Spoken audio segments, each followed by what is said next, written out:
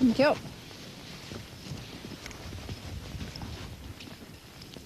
Sit down. Sit. Sit. Dipper. Dipper. Sit.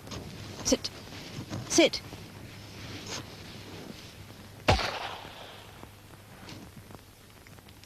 Ooh, it's on the path. Lucky dog. Get off. The Queen likes dogs, and not just corgis. She owns some of the best gun dogs in the country and likes to work them herself whenever she gets the chance. Thank you. Sit. Okay.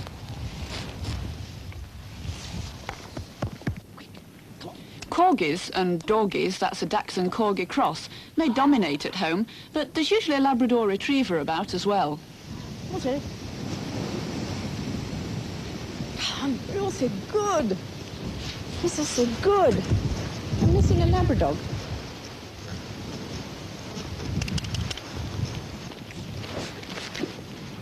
The Queen Sandringham Labradors are famous, not just for their good looks, but for their brains. Success in field trials, the competitive test for working retrievers, is the aim of these royal dogs, ably led by field trial champion Sandringham Sydney.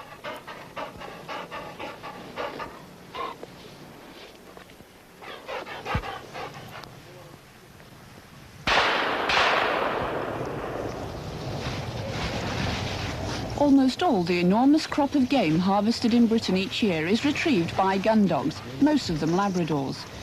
To shoot without a dog means birds lost in water or thick cover, and, much worse, wounded birds left to suffer.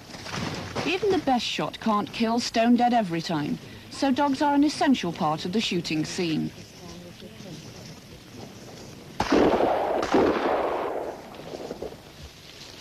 Many breeds of dog will find game, after a fashion.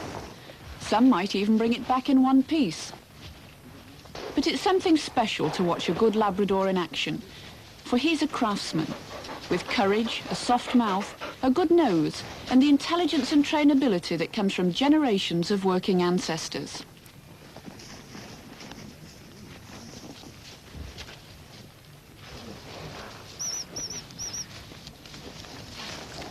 Get a dog with these qualities and you've got a potential champion, if you have the patience and the skill to educate him. School for the Royal Gun Dogs is here at Sandringham, the Queen's Norfolk estate. Edward VII made this one of the finest shooting estates in England. So, with its well-stocked fields and woodlands, it provides all the essential elements for a retriever's education. The man in charge of training is Scotsman Bill Meldrum. He grew up in the world of gun dogs, at his father's kennels, and he's been the Queen's trainer for 14 successful years.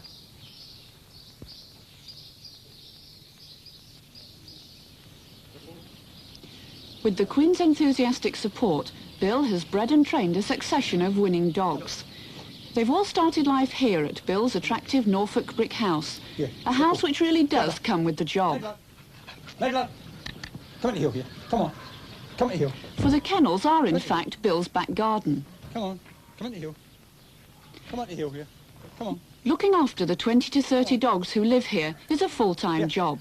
I asked him how he got it. After I won the championship in 1963, we got a phone call and asked us if we'd be interested in the job. And we went down to Sandringham for an interview for it. So really, you got it on your record, did you, of your trialling career? Oh, well, that's the only way that they knew about me. You know, the year before, the Queen was at the championship and saw the dogs that I was running to that year and saw them running. How many trials have you won in your career? 22 open stakes up to now.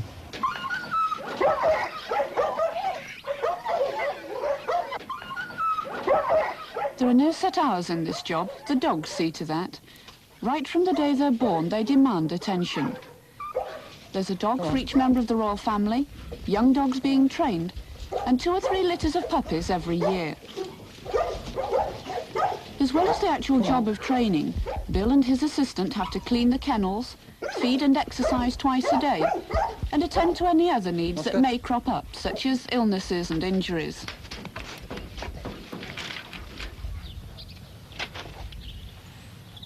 Caring for the royal dogs is very much a family affair in the Meldrum household. Bill's wife Annie is as much involved in the work as he. As well as looking after the house and family, she's kept busy with the puppies. Come on, little puppies. Come on, puppies. Come on, puppies. Come on, get breakfast. Come on, go get breakfast. Come on. There's a good little puppies. Come on. Come on. There's a good little puppies. Hungry little puppies.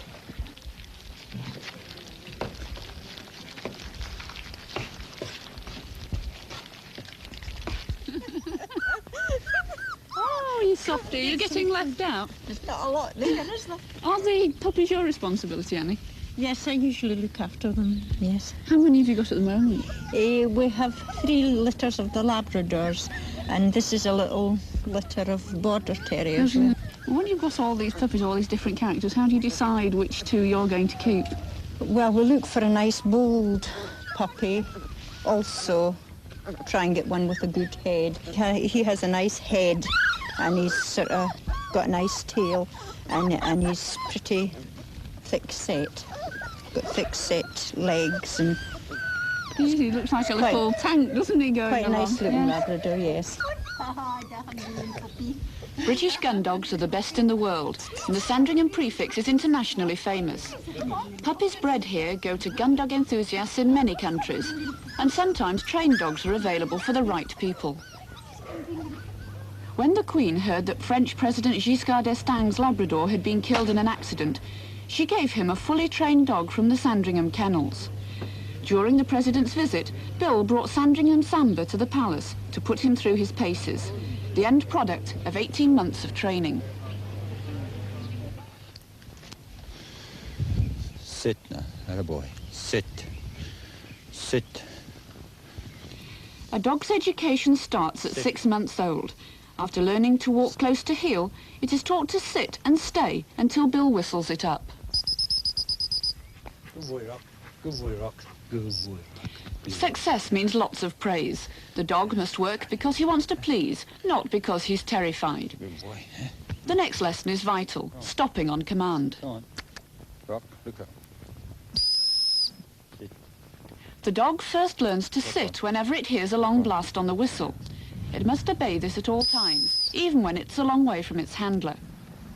Eventually, as the dog's skill develops, it will only stop to the whistle and look back for further instructions. This is the handler's basic control over his dog. It must be so thoroughly learned that obedience becomes almost subconscious. Keep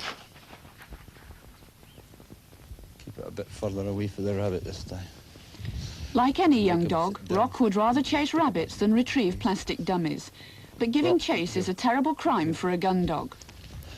Come to heel. To help overcome this instinct, Sit. Bill tempts Rock Sit. with a stuffed rabbit on a rubber spring. Right. Very good. Rock has remained steady. Bill now sends him for the dummy. Go for it. Can he ignore the rabbit? Rock, leave it! Rock, Joe! Ah! Here, come on. Here. Leave that. Rock. The temptation was too great this time, Rock. Here. but the exercise will be repeated over and over again during the early weeks of training, usually when Rock least expects it, until at last the lesson is learned. It's a long-term job. Young dogs get bored very quickly, so the lessons are kept short. 2 20-minute sessions a day and plenty of variety keeps them keen. Come on, Rock. Good boy. Out of good boy. Sit. Sit. That's a good boy. Watch, Harvey. You're right.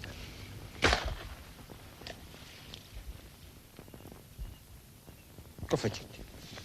Labradors are always keen when there's water about. They welcome the chance to swim, whatever the temperature. A powerful swimming action and dense waterproof coat makes them ideal for retrieving from water. Today's Labradors are descended from the dogs used by fishermen on the Labrador coast of Canada. Early in the 19th century, the fishermen traded with Poole in Dorset, and local sportsmen took a fancy to their strong and hardy dogs.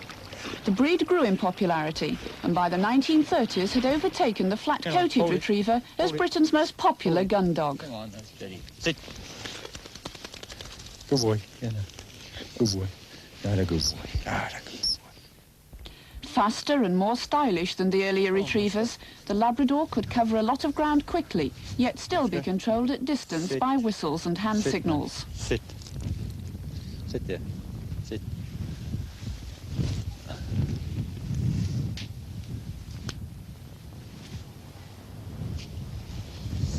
Sit.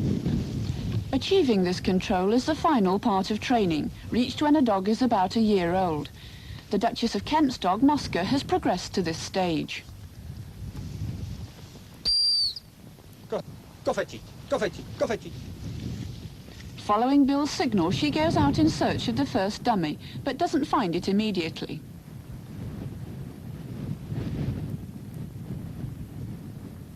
Remembering the second dummy, she decides to fetch that one instead. Bill stops her and sends her back. This time she finds it was little trouble and retrieves it correctly. On shooting days, a dog won't be able to see all the game falling, so its handler must be able to guide it to within scenting distance of an unseen bird, and then the dog's nose will take over. It takes a long time for dog and handler to become an efficient team, and even adult dogs benefit from practice. As a good handler, the Queen knows this and takes every opportunity she can to work with her dogs. Good girl, Mosca. Here at Balmoral, she's putting her great favourite through its paces. Field trial champion Laguardian Jade, holder of the British Championship this year. Let's go for that one. Do that one. Jade. Get on.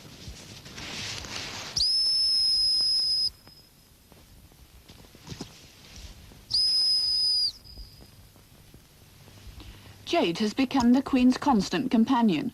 No kennels for her, she lives in the palace. Yet she's not even the Queen's dog.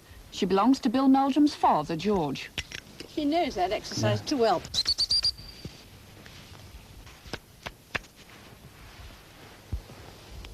It's amusing the way she enjoys this, isn't it?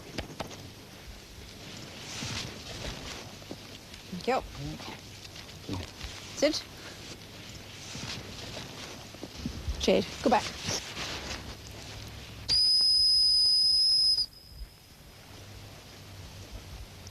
Although she's 8 years old, Jade is still an enthusiastic retriever, even on dummies. Some dogs go off dummy work as they get older, and some have never been interested.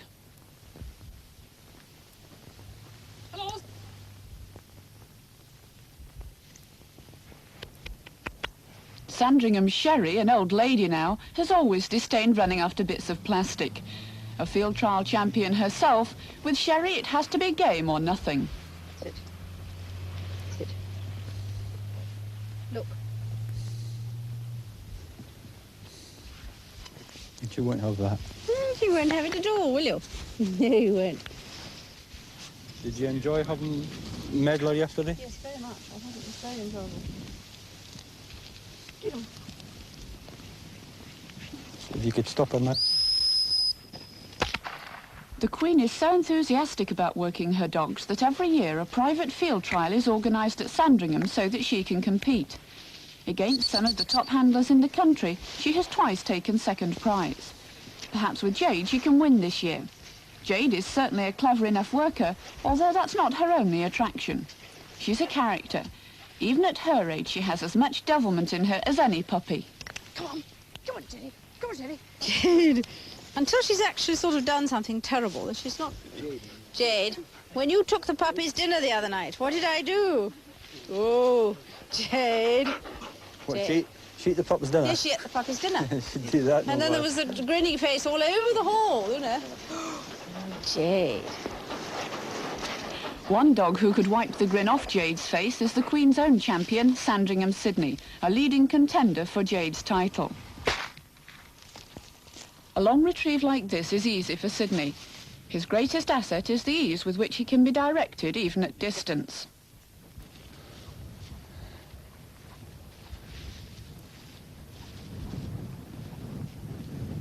To show his control, Bill stops Sydney, then sends him on. Back. He stops him again, directs him to the left, and Sydney does the rest. Bill feels that this could be Sydney's year for the championship, and that no dog deserves it more. You know, he's always trying to please you. He gets worried if he can't find the dummy quick. You know, he wants to get back with you, and he's all, as I say, he just wants to please you, to get it as quick as he can for you. Thousands have watched Sydney in action at the annual game fair.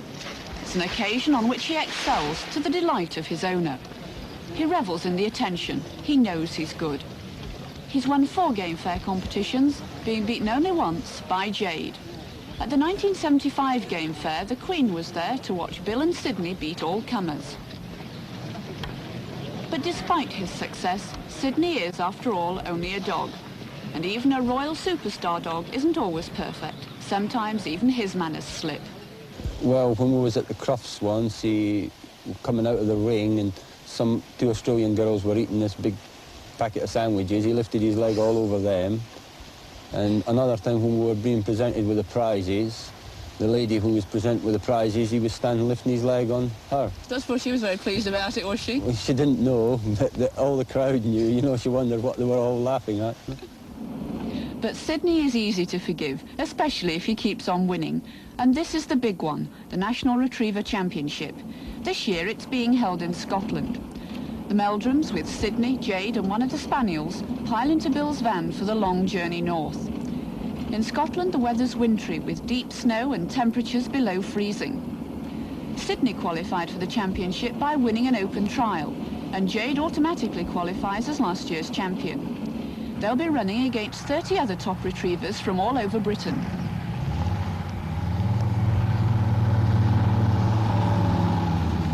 Happily for the Meldrums, the venue for the championship is not far from Bill's parents' home at Ladybank in Fife. Bill's father, George, runs his own Rumbleton kennels here.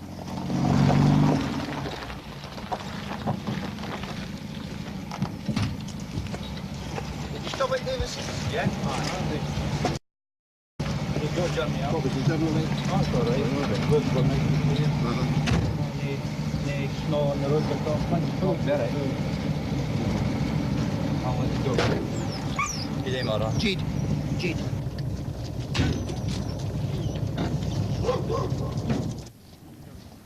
This will be the first time in his long career that George hasn't run a dog himself in the championship.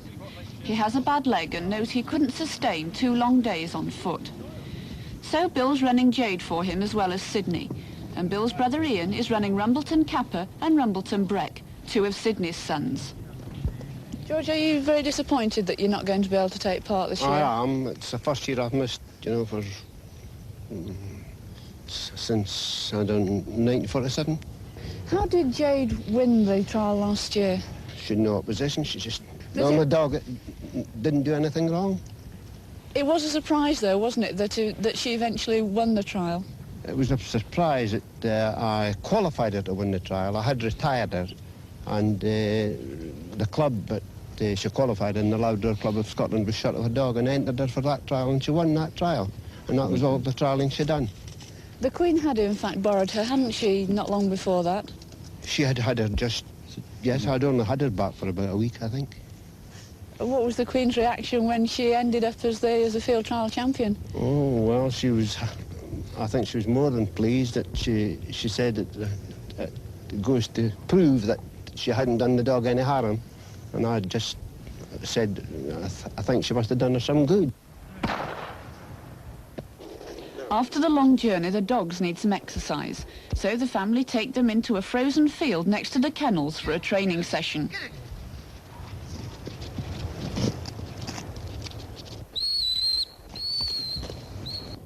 Get out. Get out.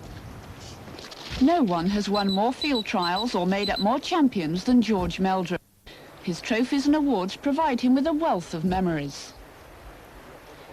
How did you boys become as involved in the training and the breeding as you did? Was it because they grew up with this sort of tradition? Well, partly, and because they had to do things to help me.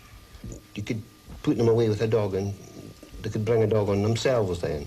Especially Bill, he was much more interested at that time than Ian was. How did you feel then when he got the job as the trainer to the Queen? Well, I was very pleased, but I was very sorry to lose him. Because in a way it's an indirect credit to you, isn't it? Well, that's what somebody said when they shouted out at the meeting a prize for the breeder of the dog. And then I heard somebody saying, what about the prize for the breeder of the handler? The big day arrives with a temperature 12 degrees below freezing. Great weather for skiing, but not for gun dog trials.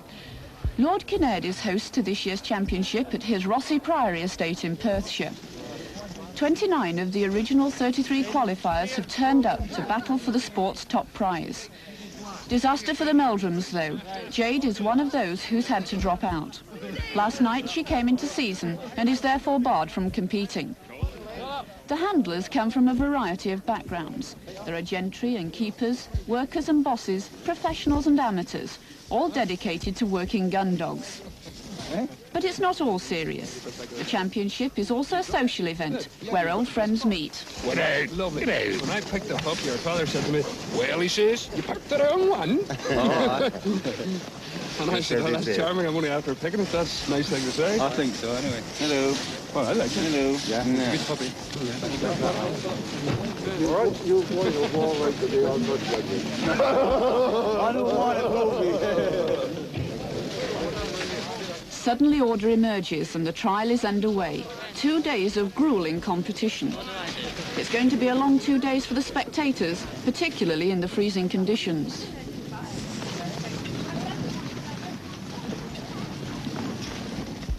The first drive begins. This is when the tension builds up and when the adrenaline flows.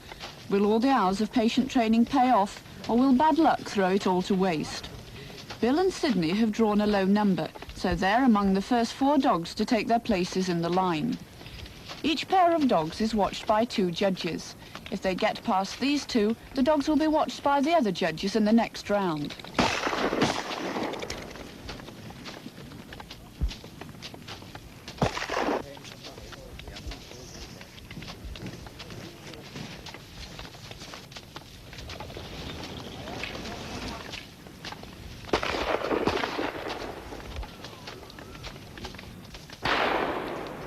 Ian Meldrum, Bill's brother, with Rumbleton Capper, is also in this first line of the day under judges Frank Clitheroe and Tom Patterson. Enough birds have been brought down. Judges June Atkinson and Basil Diaz tell Bill to send Sydney after one of them. It's come down in a clump of trees across a frozen pond.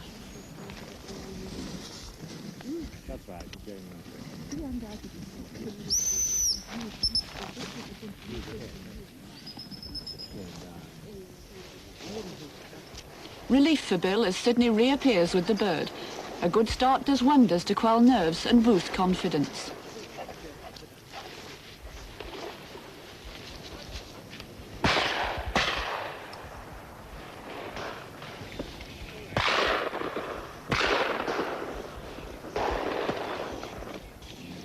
Ian's busy too.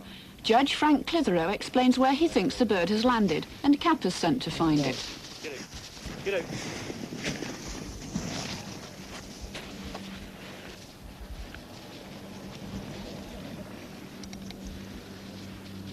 Anxious moments for Ian here. Should he stop Capper and redirect him, or should he let him use his own initiative? And what are the judges expecting him to do? He decides to wait, and is rewarded when Capper returns triumphant.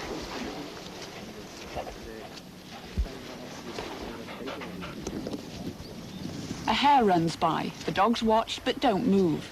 Then a roe deer rushes past.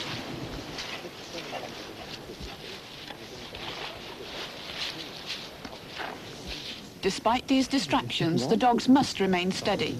Any dog who gives chase will be disqualified.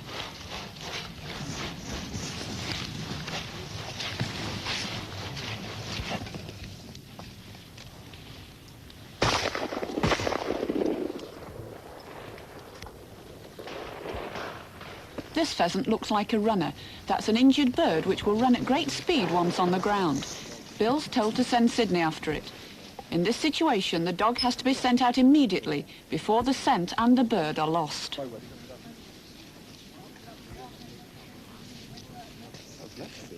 The bird isn't a runner after all. In view of Sydney's quick return, the bird must have been dead when it fell.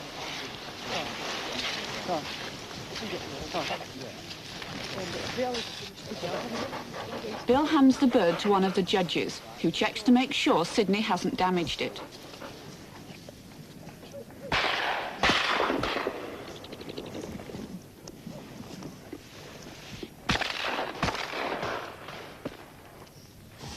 A difficult retrieve for Ian here, this time with Rumbleton Breck. The bird has landed out of sight. All he can do is send Breck in the right direction and pray. It can be a nerve-wracking business, as Bill explains. It's not just yourself. You don't know just what the dog's going to get up to. There's no one does. It's like one of the first championships that we went to, and this jockey who had rode in 7 Grand Nationals was running in the trial. And he said he'd rather ride another 7 Grand Nationals than run in another championship. Ian needn't have worried, though. Breck's found the pheasant. Come on, Breck, come on. Come on, Breck. But for some reason, he doesn't return directly to Ian. He circles round him before delivering the bird. This could be a costly error. It's nearly 1 o'clock, and some dogs still haven't had a run. The temperature's hardly risen a degree, and both competitor number 30 and her dog are visibly suffering from the morning's wait.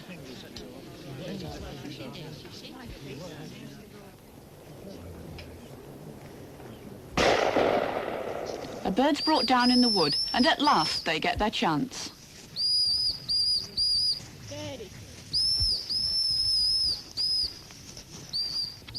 Whether it's because it's overexcited after its long wait, or because of the extreme cold, the dog ignores its handler's whistles and calls. Exasperated, she whistles continually to try to make the dog stop and pay attention. But it hunts on regardless.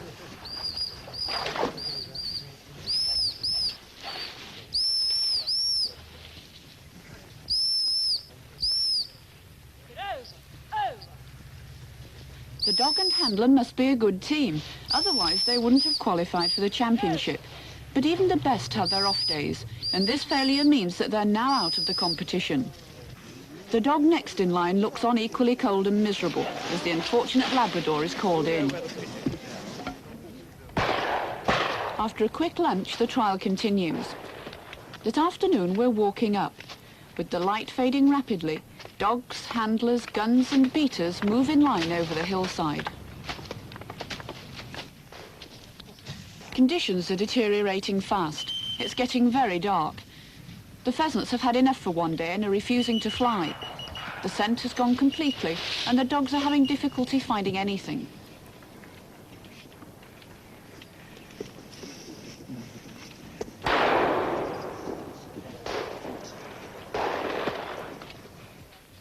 We've got a bird here which we can look for. I think they've got one to And look they've for got then. one here. Oh, well, we'll just pick them, I think. Yes. Pick them and then finish. Well, it depends Yeah. on what you see. I think it's getting a bit late, maybe. Bill, how did you and Sydney get on today? Well, we haven't had nothing difficult to do yet, and he's done everything that was asked of him. How pleased were you with his performance today? I was quite pleased with it this morning, but then there was nothing much to do this afternoon, and he was jumping about a bit there. So how do you rate your chances now then? Well, it's a long way to go yet. Well, Ian, you had 2 dogs running today. How did yours get on? I'm out with one. I failed this afternoon with one of them. Failed on a strong runner. How confident are you now? Oh, I'm not very confident. The numbers not required tomorrow.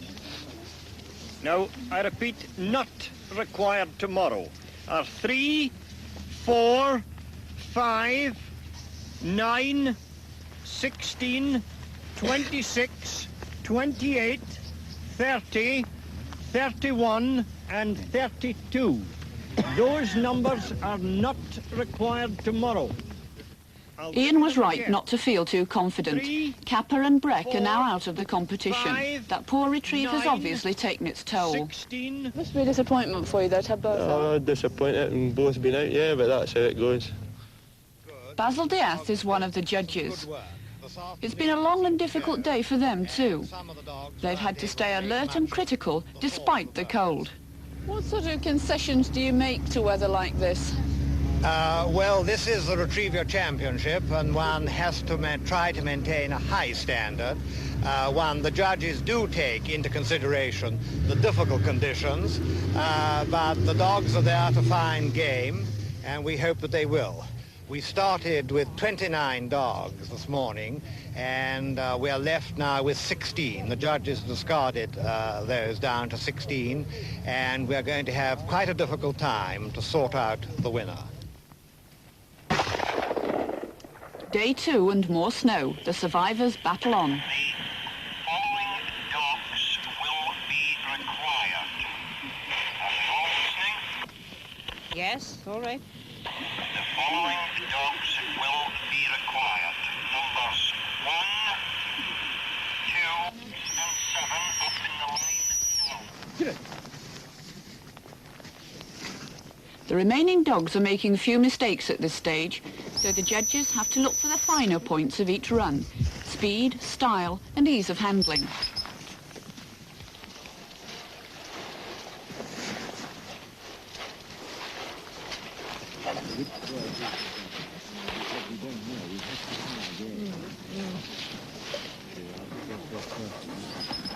Frank Clitheroe busily makes notes. By now the dogs are becoming very difficult to separate. For the afternoon drives, the crowd of spectators has swelled considerably, all hoping for an exciting end to such a tough trial.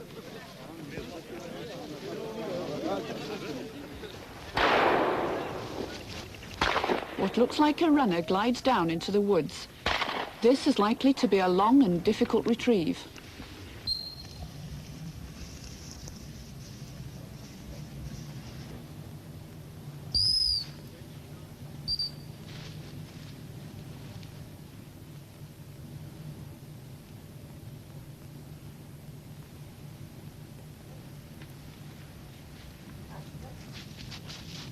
Failure for this one, so the next in line tries his luck.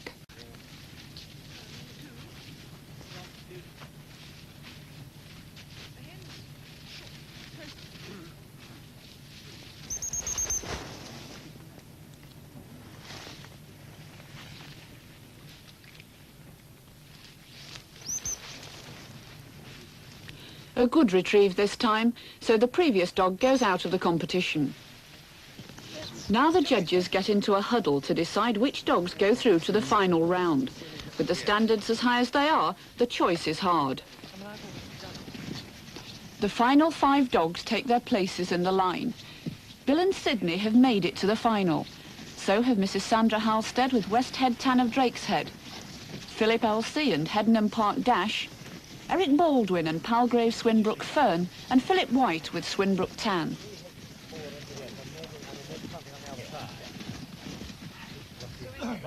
Here's Billy coming to tell us. Tensions high as they wait for the birds to show.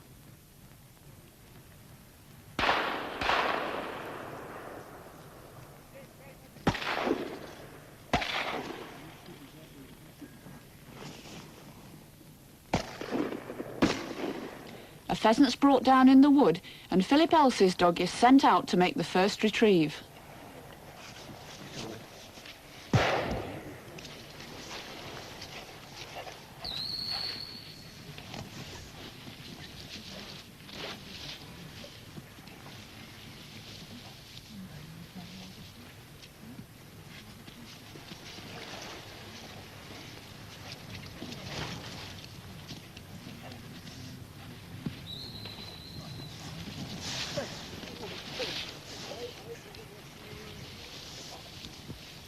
It's a good retrieve and they should score well.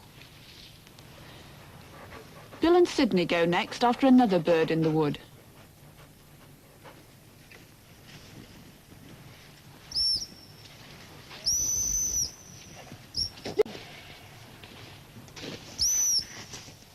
over.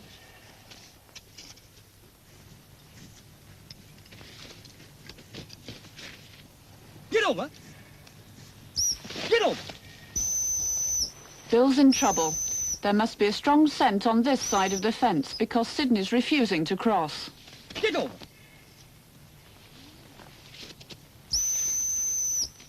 Get over. Get over. Get over.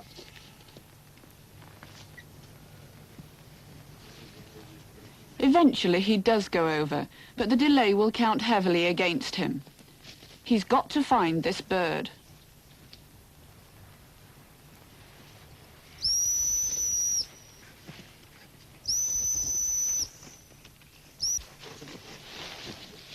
But he fails and is called in. The light's almost gone now, but the judges have seen enough to stop the competition. They've decided on the winner. The other places are more difficult. I would go for 23 before 8 then. Yes. But 8's work has been very good. But I felt that in that road race she spent more time looking for handling than she ought to have done. Yes. Yes. She's been lucky. Yes, I came for that. She's been lucky. Yes. That's so little she was reclaiming. It was very little. I mean, the main crib I'd have of 23 is that she's been a little bit slow back. Back, yes. Yes, that's... Yes. But then it's game point we want, and she did find a bird that other dog failed to find in that rhododendron bush under here. Yes. So I think it must come to 23. Yes. And give each reserve. Yeah.